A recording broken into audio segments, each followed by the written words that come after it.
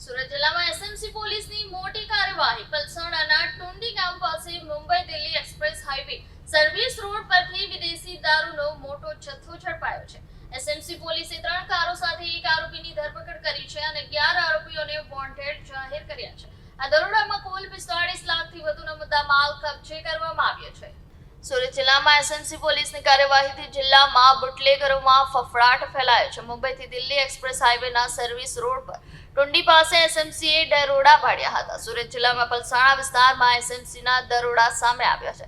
SMC દ્વારા પલસાણાના ટુંડી ગામ પાસે સર્વિસ રોડ પરથી 3 કાર વિદેશી દારૂના જથ્થા સહિત એકને ઝડપી પાડી કુલ 11 આરોપીઓને વોન્ટેડ જાહેર કર્યા હતા. સુરત જિલ્લા એસએમસી પેટ્રોલિંગમાં હતી તે દરમિયાન 3 કાર, જેમાં 1 કારમાં દારૂ અને 2 કાર પાયલોટિંગથી દારૂ હેરાફેરી થનાર હતી, જેથી એસએમસી પોલીસે ચોક્કસ બાતમીના આધારે મુંબઈથી Delhi express highway service road પર ટુંડી ગામ પાસેથી વિદેશી દારૂના જથ્થા સહિત એક આરોપીની ધરપકડ કરી હતી. એસએમસી પોલીસે પકડાયેલા આરોપી પાસેથી કુલ 3 કાર, કિંમત 32 લાખ, મોબાઈલ નંગ 2 કિંમત 40,000, દારૂની બોટલ નંગ 3,948 કિંમત ₹12,77,968 તેમ મળી કુલ મુદ્દામાલ 45,17,764 એસએમસી પોલીસે કબજે કર્યો છે.